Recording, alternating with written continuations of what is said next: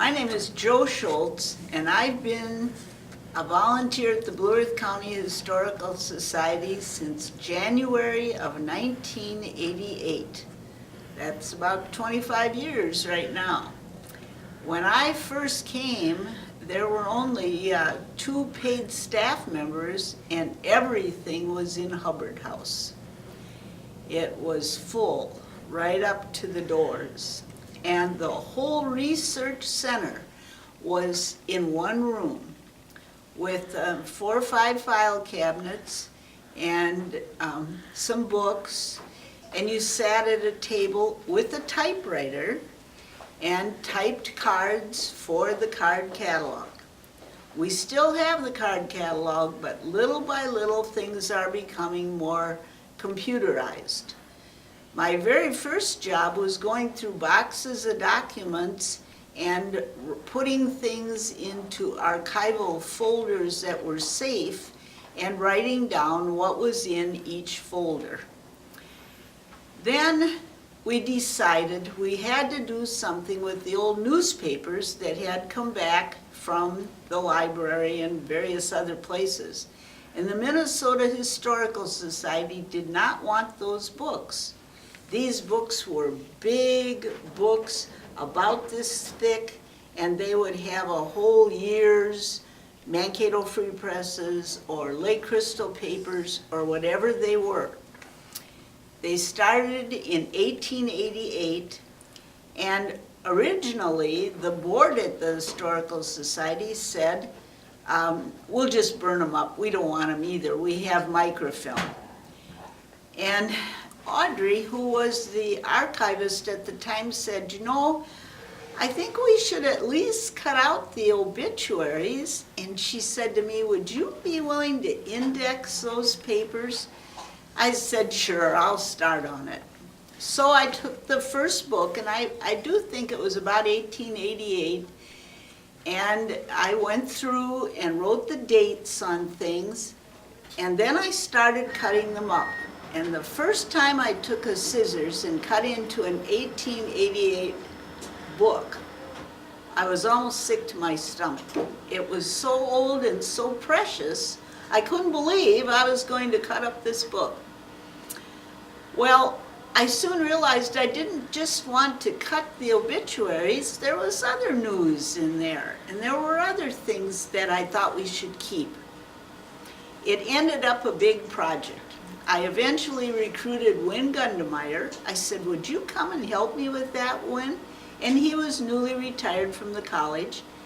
And Edith Hopman, who had been a 5th grade teacher at Hoover and taught Mankato for years, and the 2 of us sat for a good, well, probably, if we started on it in 1990, and I think we finished about 2002 or 3, it took that long to do all those books.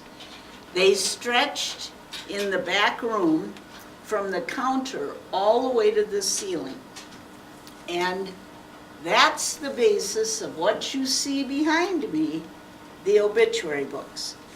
The Historical Society had cut out a few in the 60s. I think they were up to book 9 or 10, something like that. So if I started on book 111, and I soon will be, or book 11, and I soon will be starting book 107, you can see how many we have cut out and pasted in and put together over those 20-some years. Well, while we were cutting these newspapers, we came across social notes. Now, who in the world cares if Mrs. Smith visited Mrs. Jones?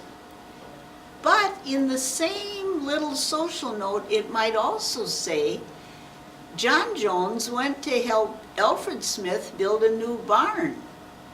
Bingo! You know when they built the barn. So then we had to cut out all the social notes from Mapleton and Lake Crystal and Danville and Butternut Township, places you hardly even heard of, Lincoln, but we did. And we cut out other interesting things that were in the paper, sometimes even an interesting advertisement for a business that maybe had a picture in it. And here we had 3 or 4 cabinets.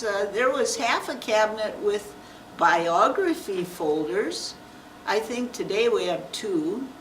Those 3 or 4 cabinets have now stretched to 1, 2, 3, 4, 5, 6, 7, 8, well, at least 12.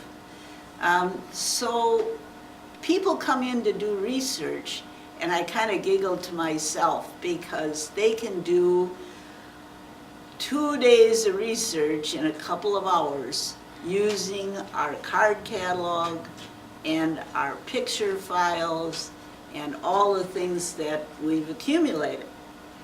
During this time, I've done a lot of other things for the museum. We had to wrap all the books and artifacts and everything when we moved into this building. So that was a big project. Then we got up here, and those big file cabinets were just in yellow manila folders, and they just flopped backwards, back and forth. So we set up the whole filing system, bought Pendaflex files, and I set up those original ones that we were cutting stuff and putting in. About this time too, I got interested in my own family history because my family had been here since before statehood, and I do belong to the Minnesota Territorial Pioneers. And so there's a file on my family which had the store at 629 North Front for years and years. And a lot of old things that I've brought in over the years for the artifact collection and the archive collection. Probably I'm best known around town as the obituary lady. Not a lot of people would like that title, but I'm pretty proud of all those obituary books. I hope to volunteer for a lot longer. I've helped with Ghosts from the Past and various other programs that we've done over the years. I've done tours, gone out to schools and talked. It's really a fun place to volunteer.